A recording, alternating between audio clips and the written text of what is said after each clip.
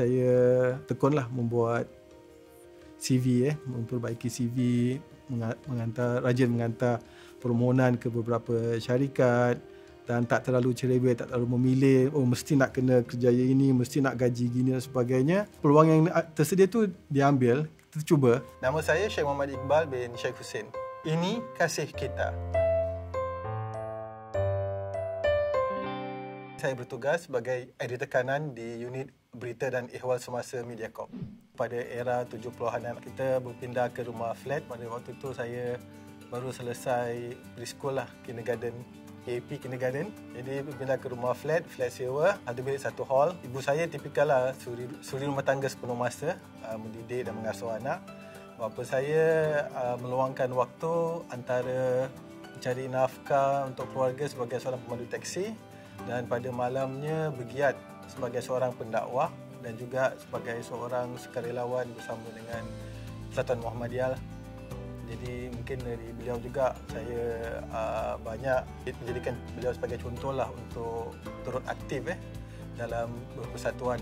Dari segi pendapatan, dari segi kehidupan kita biasa-biasa sajalah. Saya tak mengatakan macam istilah kes pagi makan pagi, kes petang makan petang, taklah macam itu. Tapi memang kehidupan kita ala kadar.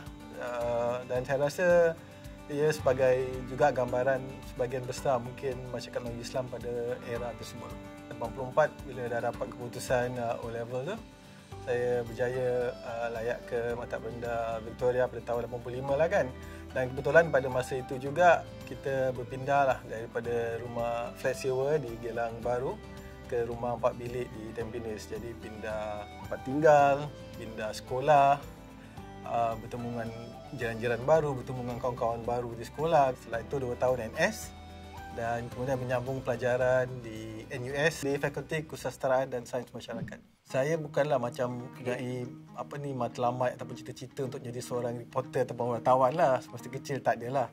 Cuma kebetulan setelah tamat NUS dan sebagainya, saya meluangkan sedikit waktu di Indonesia, di Jakarta. Saya di sana sehinggalah berlakunya krisis kewangan Asia 97-98 di mana ekonomi kebanyakan negara-negara di rantau ini hancurlah. Saya kembali ke Singapura dan kebetulan waktu itu baru juga berumah tangga. Jadi saya membuat permohonan ke beberapa syarikat termasuk Mediacorp lah. Yang waktu itu masih under Prime 12 dua temu duga. Saya diterima sebagai seorang penerbit untuk rancangan ihwal semasa detik.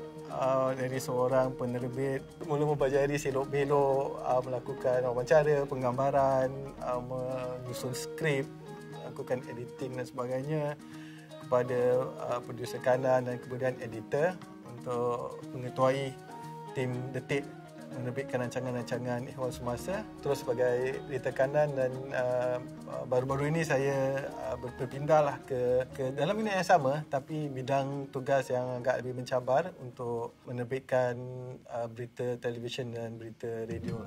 Ekonomi kita sikit sebanyak mengalami maju dan mundur. Jadi kalau sekarang COVID, waktu itu Asian financial crisis, kerjaan tidak banyak, namun tidak bermakna tidak ada peluang. Di mana ada kemahuan, di situ ada jalan. Jadi saya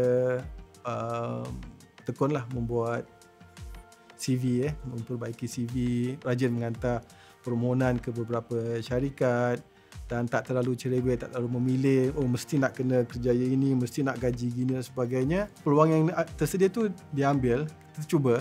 Tak semestinya kita mesti kena terus terang bergiat dalam bidang tersebut lah. Kalau memang kebetulan tak sesuai, tak serasi atau mungkin dapat peluang lebih baik dan sebagainya, mungkin satu hari nanti boleh berpindah kerja, bidang tugas. Kebetulan saya serasi dan Mediacorp juga lah sebuah majikan syarikat yang baik, memberikan peluang-peluang untuk peningkatan ilmu, berikan pendedahan dan mungkin nature of the job juga agak menarik. Tapi itulah, kita kena berusaha lah, dan saya yakin Singapura sentiasa ada menyediakan peluang-peluang. Selagi kita ingin, selagi kita mahu, selagi kita berusaha, insya-Allah boleh meraih peluang tersebut. Saya rasa saya gunakan wang tu untuk bayar yuran sekolah lah, yuran universiti. Keterkaitan saya dengan LPKM boleh dikatakan dalam 3 fasa lah, tiga peringkat. Pertama, sebagai aktivis remaja, saya berapa kali lah pernah bawa tabung LPKM untuk Flag Day, Hari Bendera. Saya masih ingat lagi, saya pernah ke pejabat LPKM waktu tu di Masjid Khatijah untuk mengambil dan kemudian menghantar tabung lah setelah selesai. Jadi saya selalu berdiri dekat Outreach Center dengan tabung LPKM, merayu lah. Kita tak boleh berdiri diam sajalah kan, kita kena bersuara juga, ajak orang untuk menderma. Dan saya rasa sumbangan yang terbesar yang saya pernah terima waktu di Outreach Center ialah $50. Yang pada tahun 80-an untuk seseorang menderma $50 bukan satu jumlah yang kecil lah. Kalau sekarang mungkin dah agak terbiasa tapi untuk orang ini keluarkan wang tunai $50 masukkan dalam tabung, bagi saya waktu tu sekolah menengah like, wow. Kedua ialah semasa saya menjadi penerima derma siswa LPKM lah semasa di NUS kan. Jadi alhamdulillah derma siswa LPKM tu banyak membantu untuk membayar yuran pendidikan saya bila di Menara Gading daripada tahun pertama hingga ke tahun ketiga. Terakhir, alhamdulillah diberi peluang lah untuk berkhidmat di dalam Exco LPKM.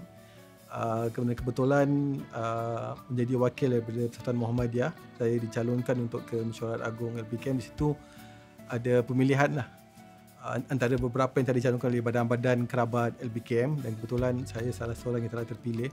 Ini memberi saya peluang lah untuk menyumbang kembali kepada LPKM sebagai seorang anggota Exco. Kerana saya rasa itulah matlamat LPKM menyediakan peluang-peluang kepada anak-anak Melayu untuk mendapatkan pendidikan, dan diharapkan apabila mereka telah berjaya, pay it forward lah, maknanya mereka kembali membantu generasi seterusnya untuk juga dapat menikmati kejayaan lah. Kerana kalau bukan generasi yang lalu yang melakukan usaha-usaha sedemikian, generasi sekarang tidak akan mampu berjaya dengan sendirilah. Lifting benevolent, knowledgeable Malay Muslims. Everybody do their part untuk mengangkat masyarakat kita menjadi masyarakat yang lebih berhemah, lebih berbesar hati untuk memberi, menyumbang, knowledgeable pendidikan. Semua tu berdasarkan knowledge is power lah. Jadi dengan sikap yang bersatu, yang ingin menyumbang dan mempunyai ilmu pendidikan, maka kita harap masyarakat Melayu Islam kita di masa hadapan akan terus berjaya. Saya serulah kepada para penderma yang budiman, kepada para karyawan kita, mereka yang telah berjaya, terutama mereka yang pernah dibantu oleh LPKM atau badan-badan Melayu lain, kembalilah untuk menyumbang supaya lebih ramai lagi anak-anak kita berpeluang untuk maju jaya di masa hadapan.